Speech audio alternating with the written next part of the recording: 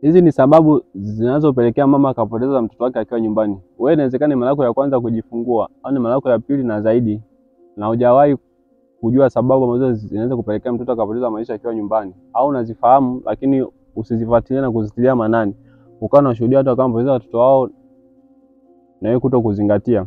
Kuna sababu za moja kwa moja na sababu ambazo sio za moja kwa moja. Sasa hatuna data ambazo zinaonyesha kwamba watoto wangapi wanafariki wakiwa nyumbani kutokana na maamuzi ambayo yanafanyika katika jamii. Pale ambapo mtoto anakuwa amefariki, kwa mama anafanya maamuzi ya kuzika na kuendelea maisha kama kawaida. Na wengine kufanya maamuzi ya kutamani kushika ujauzito tena au kushika ujauzito tena mapema zaidi, imradi ufidia ile gap ambayo mtoto wake atakuwa amepoteza au mimba yake atakuwa amepotea. Leo jamii na mama tunaenda kufahamu sababu ambazo zinaweza kupelekea mama akapoteza mtoto wake mapema zaidi siku chache baada ya kujifungua. Hii itakuwa salama kiasi chote na kufanya mtoto kuwa salama, lakini afya mama kuwa salama na kuepusha changamoto mbalimbali ambazo mtoto anaweza akazipata siku chache baada ya kuzaliwa na kupelekea kupoteza maisha. Tukitazama sababu za moja kwa moja ambazo zinaweza kupelekea mtoto akapoteza maisha akiwa nyumbani, na kama mama hutazingatia basi mtoto anaweza akapoteza maisha, ni pale ambapo mtoto kama atapata maambukizi ambayo anaweza kama maambukizi kwenye mfumo wa damu au mfumo wa upumuaji. Pia inaweza ikawa ni hatari kubwa na kupelekea mtoto akapoteza maisha yake.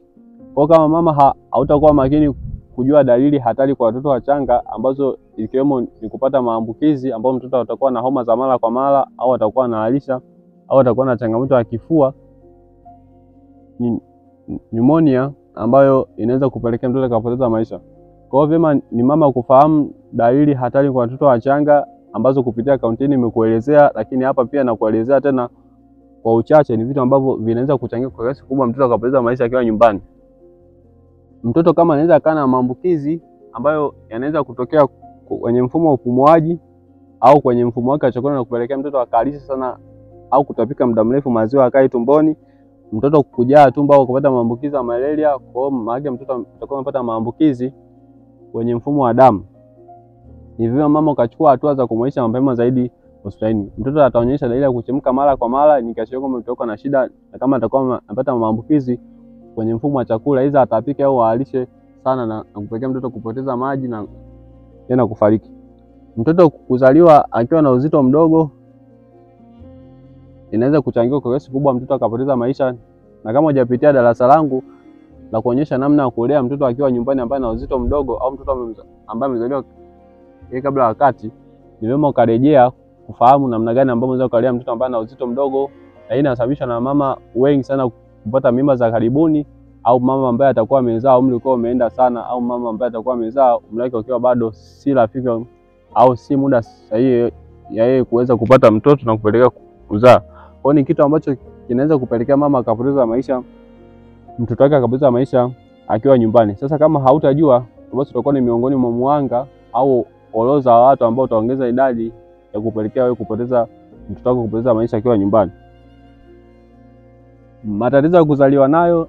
Hapa matatizo ya kuzaliwa nayo yanaweza kawa mengi sana, ambao miongoni mwao yanaweza kusababishwa na mama kutofautiana kundi la damu na mtoto wako, au tunasema upande wa leaders, ambao kama utakuwa na mama na negative afu mtoto wako akawa na positive, basi inaweza ikawa sababu moja hapo kupelekea mtoto kupata matatizo mbalimbali ya kuzaliwa nayo. Hapa inaweza kupelekea maisha. Mwanzo unaweza usitambue chochote, lakini siku chache baada ya mtoto kuzaliwa na kuruhusiwa na kwenda nyumbani, basi inaweza ikawa hatari kwako. Hii kuna jamii ambayo imeendelea kujifungulia au mama kuendelea kujifungulia nyumbani na kutofika kliniki mapema zaidi, au wengine hawaendi kliniki mapema zaidi na kupelekea watoto wao kufariki wakiwa nyumbani, au mama kujifungua nyumbani lakini pia mtoto wao kufariki akiwa nyumbani. Ndio maana nikasema hakuna data za moja kwa moja ambazo zinaweza zikawa msaada kwake na kufanya mtoto akawa salama kipindi chote, au kujua ni watoto wangapi ambao wanafariki wakiwa nyumbani. Kwa hiyo watoto ambao watazaliwa na changamoto mbalimbali ambazo wanazaliwa nazo inaweza ikawa sababu mojawapo ya mtoto kupoteza maisha akiwa nyumbani. Kwa hiyo mama ni vyema kufuatilia, au wewe ambapo utabahatika kama umejifungua afu kwenye jamii yenu kuna matatizo ambayo huwa yanajitokeza au matatizo ya kurithi ambayo yanaweza kupelekea mtu akapoteza maisha, ni basi vyema na hiyo kama miongoni mwao kwa kuwahi kituo cha afya kwa kupigana hizi changamoto ambazo zinaweza zikampata mtoto akiwa nyumbani. Matatizo ambayo anaweza kupata mtoto siku chache baada ya kuzaliwa au muda ambao anazaliwa ikiwemo kama mtoto atapata jeraha lolote au atapata mbano ambao unaweza kupelekea kichwa chake kikawa kikubwa na kupelekea ndani akapata uvujaji wa damu na kupelekea mtoto kupoteza maisha. Inaweza ikawa salama zaidi siku chache za mwanzoni pale ambapo utamwona mtoto wako atakuwa salama zaidi. Yaani maana yake mama umejifungua afu mtoto wako unahisi kabisa yeye kwake ni salama, yaani hana changamoto yoyote na mwanzo ameenda nyumbani. Ni kipindi ambacho mama unapaswa kuwa makini zaidi ndani ya miezi 6 mwanzoni. Ndio maana hata kwa upande wa ajira na serikali watu wanahusu miezi 3 ya mwanzoni mama kuwa bega kwa bega na mtoto wake, kufahamu changamoto zote au hali yote ambayo anapitia, imradi kumlinda mtoto wake kuwa katika hali ambayo iko salama zaidi. Kwa hiyo vyema mama kufahamu changamoto gani ambazo likumbana nazo wakati wa kujifungua au baada ya kujifungua, ili mtoto kazifahamu zinaweza kupelekea kuhatarisha maisha yake. Kama uzijui, ni vyema kuendelea kusubscribe. Siku nitatoa darasa ambayo inahusiana na changamoto chache ambazo zinaweza zikajitokeza mama ambapo anajifungua na ambazo zinaweza kupelekea mtoto kupoteza maisha au nazo zikamwasi mtoto kupelekea kupoteza maisha siku chache baada ya mama kujifungua. Endelea kufuatilia channel hii kwa kujifunza zaidi. Ugonjwa wa manjano ni sababu moja hapo inaweza kupelekea mama akapoteza mtoto wake kwa sababu ya kutojua ni vitu gani ambavyo vinaweza kujitokeza na kupelekea mtoto kupoteza maisha. Moja ya changamoto kubwa ambayo nimeipata au nimeishuhudia ni pale ambapo mama alikuwa mjini kati ameenda kuzula. Bahati nzuri nesi aliyomzalisha alikuwa mjini, akakutana naye na kumuona yule mtoto akiwa na manjano sana. Mama akaulizwa sababu za manjano nazifahamu, akasema hapana, au kujua kama mtoto na manjano unaweza ukaitambua, akasema hapana. Kwa hiyo mama alikuwa na mtoto ambaye ana manjano mwili mzima, yani mwili wake akikuonyesha hivi mtoto wake unaona ni manjano kabisa, lakini mama alikuwa hajui kwamba mtoto ana manjano na kupelekea mtoto kuathirika zaidi na kuletwa hospitalini. Kwa hiyo wewe unaweza kama miongoni mwa watu ambao huyafahamu manjano. Kupitia channel hii nimekueleza kwa upana zaidi namna manjano inapotokea na namna ambavyo unaweza kujilinda dhidi ya changamoto ya manjano kwa mtoto wako. Lakini kwa sababu gani manjano yanajirudia mara kwa mara ukiwa unatibiwa manjano afu bado akawa yanaendelea kuwepo siku zote? Kwa ni vyema mama ukachukua hatua kwa kufahamu vitu vyote ambavyo vinaweza vikawa hatari kwa mtoto wako na kuwa salama kipindi chote. Matatizo ambayo anakumbana nayo mama wakati wa ujauzito wake kama kupata maambukizi ambayo makubwa, hivi inaweza kuwa sababu mojawapo mtoto kupoteza maisha. Kama mama utakuwa na ugonjwa wakati wa ujauzito wako ambao huo ugonjwa umeenda kumwathiri mtoto siku chache baada ya kuzaliwa, kwani inaweza ikawa sababu ya mtoto kupoteza maisha. Sababu ambazo sio za moja kwa moja ambazo zinaweza kupelekea mtoto wako kupoteza maisha ni nyingi, lakini vyema mama kazifahamu kwa uchache ambazo ni zinajitokeza sana katika jamii. Ikiwa mama kujifungua akiwa na umri chini ya miaka 20, mama ambaye atajifungua mapema zaidi au atabeba ujauzito wake akiwa na umri mdogo zaidi, inaweza kupelekea kujifungua mapema zaidi, maana mtoto atazaliwa ni njiti au mtoto ambaye atazaliwa na uzito mdogo.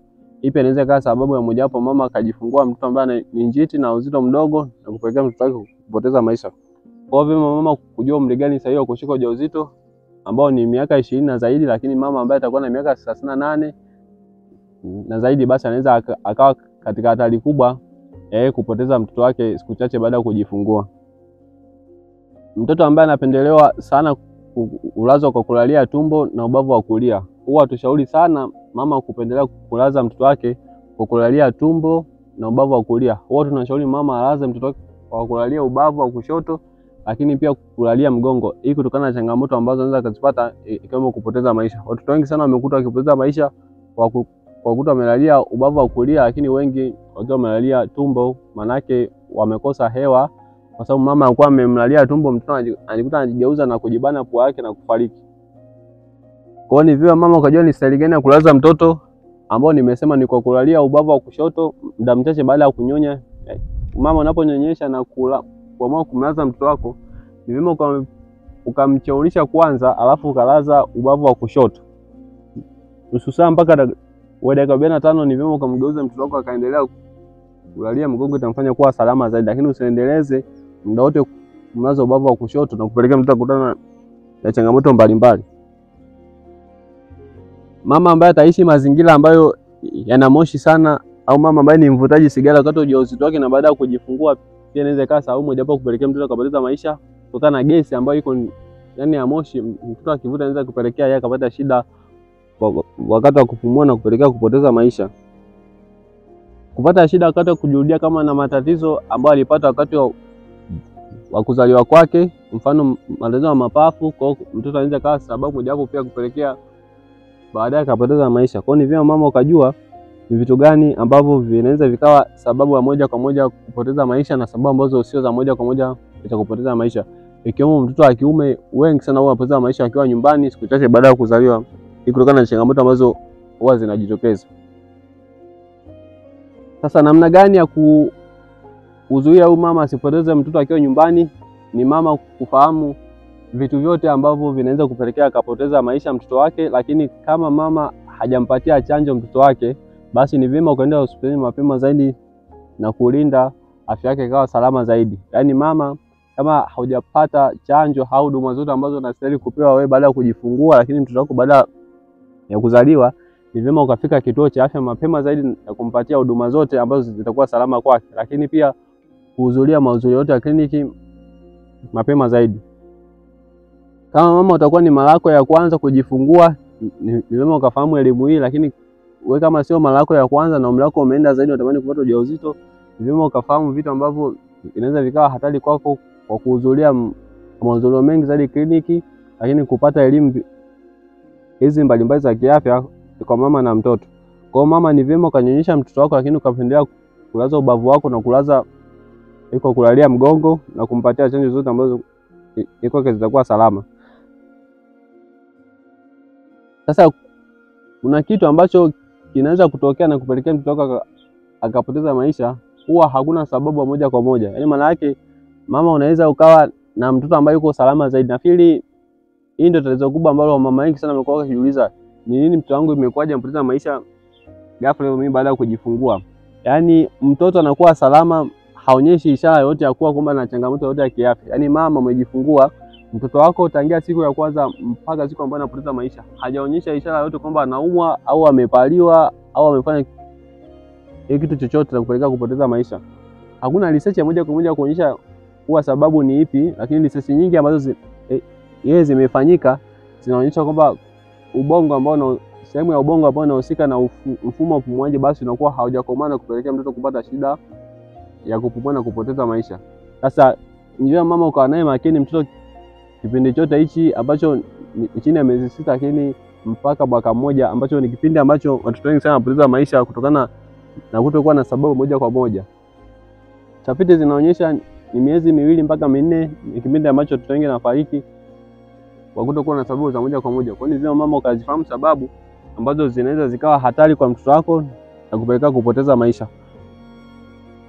Uungwana ni wewe kwa kuendelea kusubscribe kupata taarifa mpya zaidi na kuwaita watu wengine uweze kujifunza zaidi maarifa mbalimbali ya kiafya ambayo itakuwa msaada katika jamii, lakini kwa mama ambaye umejifungua, lakini kwa mtoto wako pia. Kwa hiyo ni vyema ukasubscribe kwa kuonyesha uungwana, lakini pia kwa kulike na kuwaita watu wengine ambao wanaweza kaa rafiki, ambao wanaweza kujifunza kupata maarifa mbalimbali ya kiafya katika jamii, lakini maarifa ambayo yanatokea au vitu ambavyo vinatokea katika jamii na kuweza kuifanya kuwa salama zaidi. Wewe ni miongoni mwao, basi usahau tembelea channel hii kwa kujifunza zaidi. Na kama sio ni jamii mtu baki maana ni mtoto wa kiume, basi subscribe. Kuna madarasa mbalimbali ambayo tutatoka kwa upande wa kiume na jamii ambayo inaweza kuwa hatari, tukaendelea kujifunza na kuwa salama kipindi chote.